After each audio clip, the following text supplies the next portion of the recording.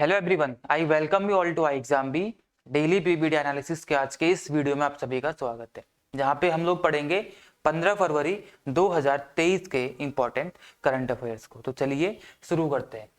सबसे पहले हम लोग आंसर्स को डिस्कस करेंगे जो मैंने आपसे कल के वीडियो में पूछा था। तो पहला क्वेश्चन था आपके सामने, वो किया था विश्व भारत यूनिवर्सिटी इज इन, विश्व भारत यूनिवर्सिटी कहाँ पे है? मध्य प्रदेश, वेस्ट बंगाल, महाराष्ट्र, उड़ीसा या फिर बिहार, इनमें से कहां पे है?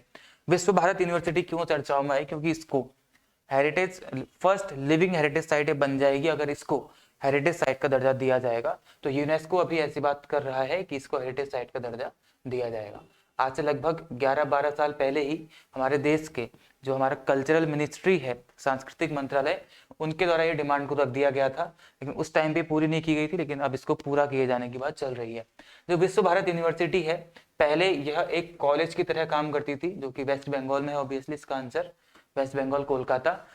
आजादी से पहले यह एक कॉलेज की तरह काम करता था, लेकिन उसके बाद आजादी के बाद इसको यूनिवर्सिटी में चेंज कर दिया गया, जो कि एक सेंट्रल यानी कि केंद्रीय यूनिवर्सिटी है।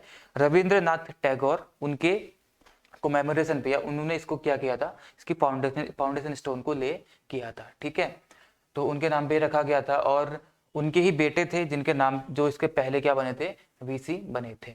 आगे बढ़ते हैं। अगला question, lithium reserves found for the first time in the country in, Bharat में पहली बार लिथियम रिजर्व्स या लिथियम के भंडार पाए गए हैं। तो कहाँ पे ये पाए गए हैं आपको बताना है। लिथियम, जो कि पूरी दुनिया में बहुत ज्यादा डिमांड है इसकी, लेकिन इसके जो सोर्सेज हैं, रिसोर्सेज बहुत स्केर्स हैं, बहुत कम है। तो लिथियम हमारा किस किस काम में आता है? लिथियम काम में आता है आपका जो बैटरीज होती है आपके फोन में, लैपटॉप्स में, उसको चार्ज करने के काम, जो कि रिचार्जेबल बैटरीज होती है। और जो नॉन रिचार्जेबल होती है उनको भी चार्ज, उनके लिए भी काम आता है लिथियम। ठीक है, और जो आपकी इलेक्ट्रिकल व्हीकल्स चलने की बात हो रही है, वहां पे भी आपके लिथियम की बैटरीज लगाई जाएंगी। तो इन सारे कामों में लिथियम को यूज किया जाता है। और हमारे देश में जम्मू कश्मीर में इसको अभी अभी इसके रिजर्व्स वहां पे पाए गए हैं। ठीक है, तो जम्मू कश्मीर इसका आंसर हो जाएगा। जम्मू कश्मीर के रियासी डिस्ट्रिक्ट में इसको अभी अभी वहां पे इसके भंडार मिले हैं। ठीक है, ऑप्शन नंबर 2 इसका क्वेश्चन का आंसर क्या हो जाएगा आपका? जम्मू एंड कश्मीर। आगे बढ़ते हैं। जम्मू कश्मीर जो कि एक यूटी है, 2019 में जम्मू कश्मीर को बाइफरकेट किया गया था। लद्दाख और जम्मू कश्मीर दो यूनियन टेरिटरीज बना दी गई थी, एक स्टेट को काट करके, बाइफरकेट करके। ठीक है, अब बढ़ते हैं। आज कोई इंपॉर्टेंट डे नहीं है, नेशनल से भी कोई इंपॉर्टेंट न्यूज नहीं बनी, तो सबसे पहले हम लोग अंतरराष्ट्रीय सेक्शन को देख लेते हैं, जो हमारा इंटरनेशनल होता है। वहां से क्या न्यूज इंपॉर्टेंट बनी है? सबसे पहले, Tata's air India to buy 470 aircraft from Boeing Airbus. Tata की जो एयर इंडिया है, एयर इंडिया 470 एयरक्राफ्ट को खरीदेगी। किससे? बोइंग से। 470 एयरक्राफ्ट को खरीदा जाएगा एयर इंडिया के द्वारा।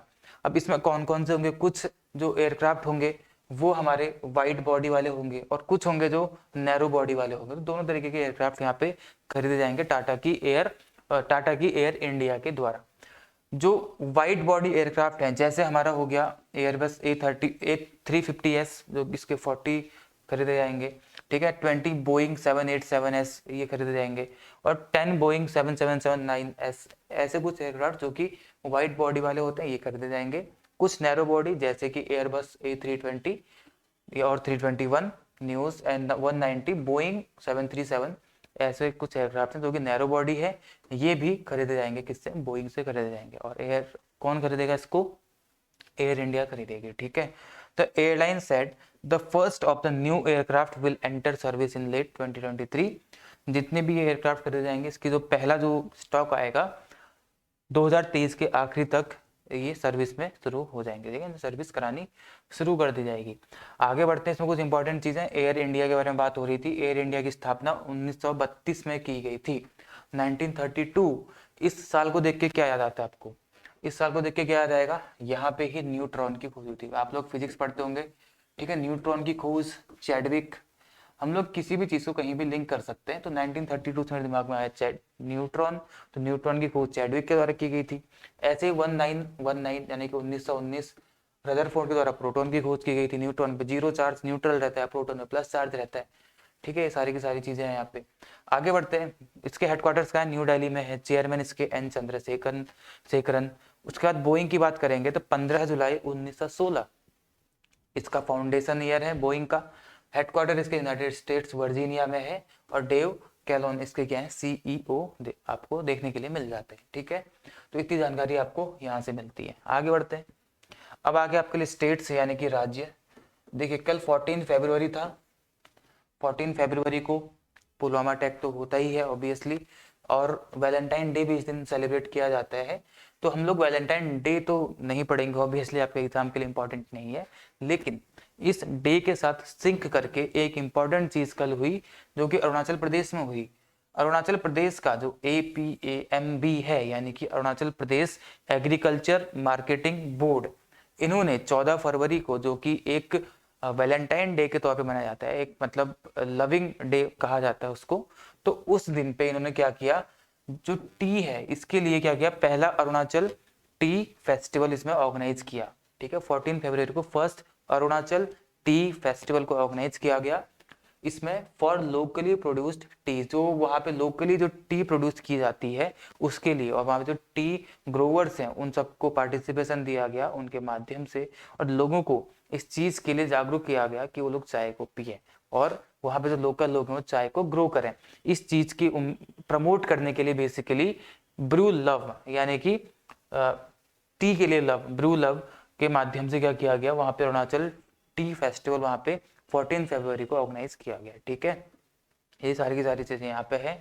To promote tea drinking among the youth and give a platform for tea growers, entrepreneurs and marketing specialist for sharing knowledge and information. चाय के बारे में नॉलेज, इंफॉर्मेशन, इन सब चीजों के बारे में बात की गई, इसको प्रमोट करने की बात यहाँ पे की गई। ठीक है, अरुणाचल प्रदेश के बारे में बात करते हैं तो अरुणाचल प्रदेश आपका कहाँ पे है, नॉर्थ ईस्ट का राज्य है ऑब्वियसली। अरुणाचल प्रदेश जब आप देखेंगे यहाँ पे अरुणाचल प्रदेश को, तो यहीं से क्या होता है, ब्रह्मपुत्र नदी इंडिया में रिवर एंटर करती है यहाँ पे। ठीक है, ब्रह्मपुत्र नदी, और दिहांग घाट बनाती है, दिहांग घाट से एंटर करती है ब्रह्मपुत्र नदी अरुणाचल प्रदेश में। ठीक है, इतना है, ईस्टर्न स्टेट है हमारे भारत का। यहाँ के चीफ मिनिस्टर प्रेमा खांडू, कैपिटल यहाँ की ईटानगर, गवर्नर लेफ्टिनेंट जनरल नए अपॉइंट हुए हैं कल परसों ही, क्या नाम है, कैवल्य त्रिविक्रम पटनायक। ठीक है, अभी एक परसों ही 12-13 फरवरी को नए अपॉइंट किए गए। ठीक है, ये था आपका अरुणाचल प्रदेश। आगे बढ़ते हैं। साइंस एंड टेक, विज्ञान प्रौद्योगिकी। Saudi Arabia to send its first female astronaut into space. Saudi Arabia अपनी पहली फीमेल एस्ट्रोनॉट को स्पेस में भेजने वाला है।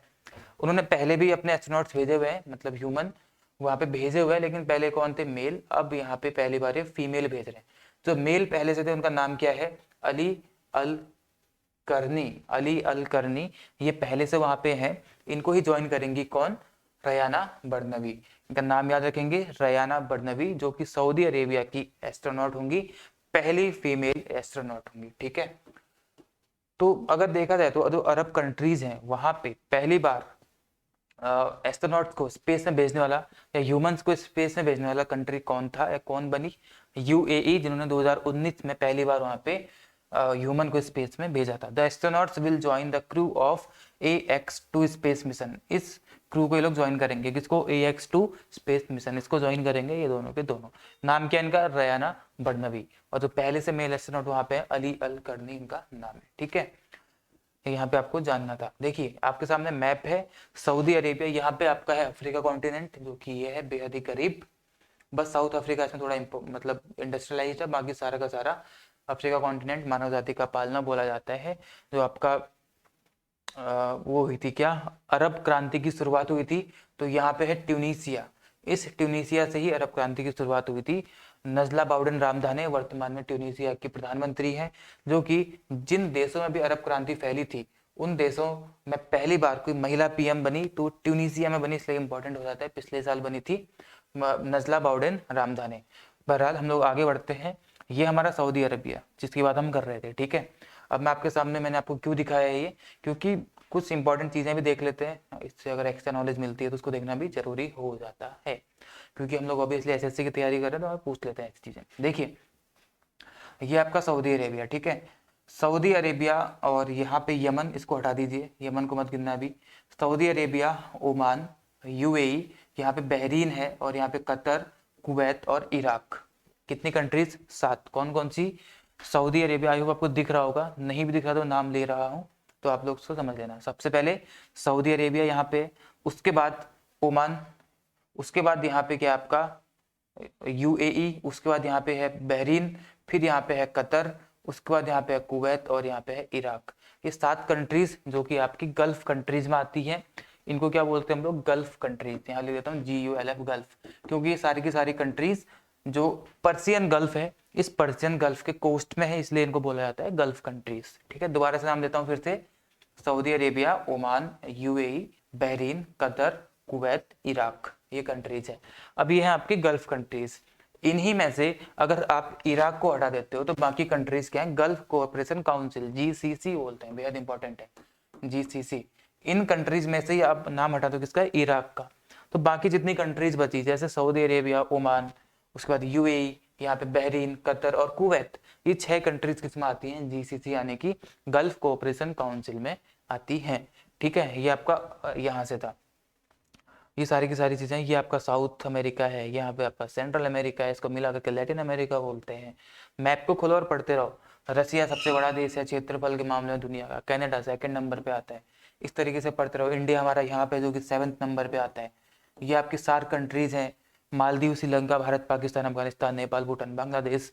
जहाँ इंडिया खत्म वहां से आसियान कंट्रीज शुरू, Myanmar, Thailand, Indonesia, Malaysia, Singapore, Brunei, Philippines, ये सारी की सारी आपकी किस में आती है? 10 कंट्रीज आसियान में आती हैं। ये चाइना, मंगोलिया, लैंडलॉक कंट्री है मंगोलिया पूरी तरीके से।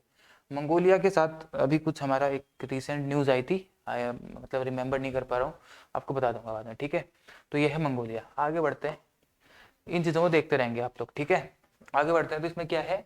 सऊदी अरेबिया के बारे में है, रियाद यहाँ की कैपिटल है, करेंसी यहाँ की सऊदी रियाल है, मोहम्मद बिन सलमान यहाँ के PM है, और ये जो नीचे लिखा हुआ है मैंने अभी आपको ओरली बता दिया था। आगे बढ़ते हैं, ऑबिसवरीज की तरफ बढ़ते हैं। अभी एक important actor Javed Khan Amrohi, comedy actor basically, इनकी डेथ हो गई है। ठीक है, इनकी डेथ हो गई। एक कॉमेडी एक्टर थे जावेद खान अमरोही, इतना याद रखेंगे, ज्यादा नहीं। आगे बढ़ेंगे स्पोर्ट्स, यहाँ से भी एक इंपॉर्टेंट न्यूज। इंग्लैंड के world cup winning captain Ian Morgan, जानते होंगे आप लोग, इयन मॉर्गन ने रिटायरमेंट ले लिया क्रिकेट की सारी फॉर्म्स से। रिटायर तो पहले हो चुके थे, लेकिन अब इन्होंने क्या कर दिया, सारी फॉर्म से यहाँ पे रिटायरमेंट ले लिया। इयन मॉर्गन जो कि इंग्लैंड के हैं। ठीक है, लास्ट में देखते हैं 2 क्वेश्चंस जिसके आंसर्स आपको कमेंट सेक्शन में देने हैं। पहला question, which country has been declared as the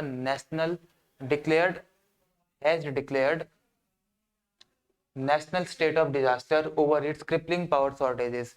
यहाँ पे पावर शॉर्टेज चल रही थी, इसके चक्कर में इन्होंने क्या किया, स्टेट ऑफ डिजास्टर यहाँ पे घोषित कर दिया है। तो कौन सी कंट्री बनी है आपको बताना है। Second, Samsung semiconductor India research SSIR has partnered with dash to promote research and development in the field of on chip electrostatic discharge protection. अगर आप लोग हमारा बीपीडी ड्राफ्ट डेली पढ़ते हैं तो वहां पे आपको ये न्यूज मिल जाएगी। मैंने वीडियो में नहीं कराई थी, लेकिन ड्राफ्ट में जरूर पढ़ा रखी है। ठीक है, तो वहां पे देखिए, इन्होंने सैमसंग सेमीकंडक्टर इंडिया रिसर्च ने किस कंपनी के साथ अभी पार्टनरशिप करी है, to promote research and development in the field of on chip electrostatic discharge यानी कि EHC प्रोडक्शन के लिए। आपको इसका आंसर देना है, इनमें से कोई एक है, बताना है किसके साथ। ठीक है, तो ये 2 क्वेश्चन के आंसर आपको देने हैं। लास्ट में आपको हमारा चैनल टेलीग्राम पे इसको ज्वाइन कर लेना है, SSCB, साथ ही साथ बीपीडिया को भी कर लेना है, डेली बताता हूँ। तो आज कुछ स्पेशल बोलने के लिए नहीं है, लेकिन हाँ आप लोग इसको कर लेंगे तो आपका फायदा रहेगा। साथ ही साथ YT चैनल जिस पे आप लोग ये वीडियो देख रहे हैं, इसको भी आप लोग सब्सक्राइब करके इसको बेल आइकन दबा देंगे, ताकि इंपॉर्टेंट कंटेंट आपको मिलता रहे। ठीक है, ये इंपॉर्टेंट काम है लास्ट में आपके लिए। तो इतना ही था आज के इस वीडियो में, उम्मीद करता हूँ आपको सही लगा होगा। तो फिर मिलेंगे आपसे नेक्स्ट वीडियो में। आपके एग्जाम्स के लिए आप सभी को all the very best, be 50% fast. Thank you all.